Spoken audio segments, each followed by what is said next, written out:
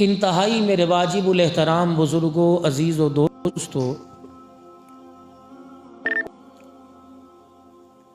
اللہ تبارک و تعالی نے اپنے بندوں کے لیے ہر معاملے کے اندر اپنا قرب عطا فرمانے میں، اپنے قریب لانے میں، اپنی محبت عطا فرمانے میں اللہ نے اپنے بندوں پر بہت آسانی فرمائی ہے۔ اولاد کو اپنا بنانے میں، دوست یار کو اپنا بنانے میں، کسی کو اپنی محبت کے داؤ پیش میں لانے میں، گرویدہ کرنے میں دیر لگ سکتی ہے، اللہ جل شانہ کے قریب جانے میں اور اللہ کا قرب پانے میں بندہ ایک سیکنڈ بھی نہیں لگاتا، اور اللہ اپنے بندے کا ساتھ دینے کے لیے ایک سیکنڈ کا بھی، ایک منٹ کا بھی اللہ محتاج نہیں۔ جیسے آپ نے وہ بنی اسرائیل کے شخص کا واقعہ سنا کہ جس نے 100 قتل کیے، اور 100 قتل کرنے کے بعد وہ پھر جب نیکی کی طرف جا رہا تھا تو موت آ گئی۔ اللہ نے وہ گناہوں والے رستے کو سمیٹ دیا اور نیکی والے رستے کو اللہ نے لمبا کر دیا، یعنی بندے کا اور نیکی کا تعلق قریب کر دیا اور رستہ چھوٹا مختصر کر دیا، تاکہ فرشتوں دیکھ لو گناہ والے رستے کو چھوڑے ہوئے دیر ہو گئی تھی اور نیکی والے رستے کے قریب جا رہا تھا، میں نے اس پر بھی کرم نوازی فرمائی اور اپنے بندے کو معاف فرما دی۔ نہ وہاں نماز ہے، نہ کہیں روزہ ہے، نہ حج زکوٰۃ ہے، اللہ ایسے بھی اپنے بندے کو معاف فرما دیتے ہیں۔ کسی کو نماز کے سجدے پر معافی مل جاتی ہے، کسی کو رمضان کے روزے پر معافی مل جاتی ہے، کبھی بلا کے معاف کر دیتا ہے، کبھی اپنی رحمتوں کو بھیج کے معاف کر دیتا ہے، اور انسان کو اپنا قرب عطا فرمانے پر اللہ نے حضرت انسان کے لیے اتنی بہتری والا معاملہ فرمایا۔ اللہ نے ساری کائنات کے انسانوں میں سے ان ہستیوں کا چناؤ کیا، انتخاب کیا جن کو اللہ کے برگزیدہ، اللہ کے قرب پانے والے کائنات کے اندر اس سے بہتر انسان کوئی نہیں۔ اللہ نے ان ہستیوں کو آپ کی میری رہنمائی کے لیے اور آپ کی میری دنیا آخرت کی کامیابی کے لیے اللہ نے ان کو نمونہ بنا کے بھیجا، اور ہماری خیر اور ہماری فلاح کے لیے ان پر تکلیفیں آئیں برداشت کر لیں، اور فرمایا کہ جس طرح ہماری برگزیدہ ہستیاں مشقتوں اور تکلیفوں میں تمہیں اللہ کے قریب کر کے چلی گئی، تم بھی خیال کرنا، مشقتیں تکلیفیں برداشت کر لینا، ان کی اتباع سے، ان کی غلامی سے منہ نہ پھیرنا۔ اگر تمہاری رہنمائی اور تمہاری کامیابی کے لیے انہوں نے اپنی جانیں تک قربان کر دی، تو تم بھی اپنے ایمان کو بچاتے ہوئے اپنی جان قربان کر دینا، لیکن ان ہستیوں کی تابعداری اور غلامی سے منہ نہ پھیرنا۔ عبد الحنان آپ کے سامنے آ کے بیٹھتا ہے، گفتگو کرتا ہے، گفتگو میری آپ کے سامنے ختم ہو جاتی ہے، گلاس میں نکلا، گفتگو آپ کی میرے سامنے ختم ہو جاتی ہے، آپ کی میری گفتگو آپ کے سامنے ختم ہو جاتی۔ مجھے کیا پڑی میں آپ کے لیے پتھر کھاؤں، مجھے کیا پڑی میں آپ کے لیے اذیتیں برداشت کروں، مجھے کیا پڑی میں آپ کے لیے مارے کھاؤں۔ بسم اللہ۔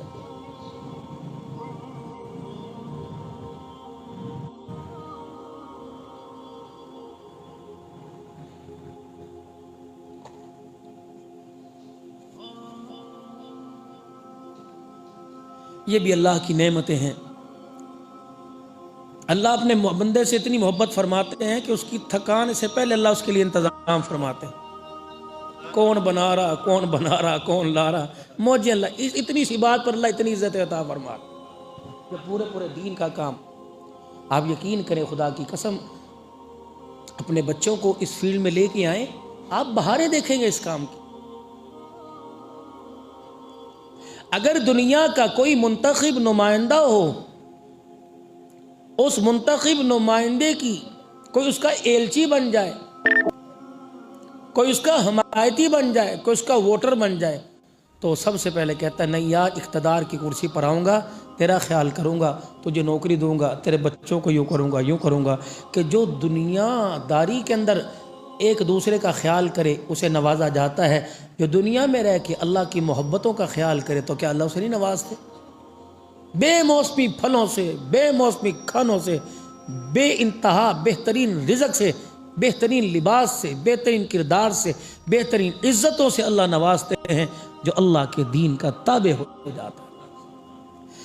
تو میں عرض کر رہا تھا، ایسا کوئی آپ نے باپ دیکھا جو اپنے بیٹے کی کامیابی کے لیے مارے کھا رہا ہو؟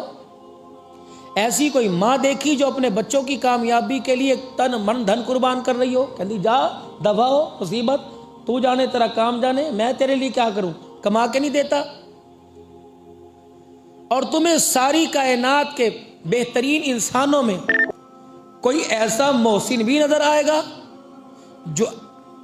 آپ کی میری کامیابی اور خیر کے لیے مارے کھا رہا ہو، لہو لہان ہو رہا ہو، اور جس کی بیٹی اس کے دامن سے لپٹ کر اسے چھوڑے نہ اور کہے کہ ابا کب تک آپ کی حالت ہم برداشت کرتے رہیں گے؟ کیا اللہ کو نظر نہیں آ رہا؟ آپ کے جسموں پر اور آپ کے چہروں پر زخموں کے نشان دیکھ کر اللہ کو ترس نہیں آ رہا؟ ابا یہ کب تک حالت رہے گی؟ گلی میں، بازاروں میں، کھیت میں، کھلیانوں میں تکلیفوں والی زندگی گزارتے گزارتے کب تک ابا؟ رحمت عالم صلی اللہ تعالی علیہ وسلم نے بیٹی کی آنکھوں میں آنسو دیکھ کے دل جوئی فرمائی اور فرمایا میری بچی وہ دن دور نہیں، تیرے باپ کی محنت اللہ کے فضل سے رنگ لائے گی، اور ایک وقت ایسا آئے گا جس کلمے کو سناتے سناتے مار کھا رہا ہوں، اس کلمے کو بچاتے بچاتے امت تلواروں کے سائے میں سجدے کر کے دکھائے گی۔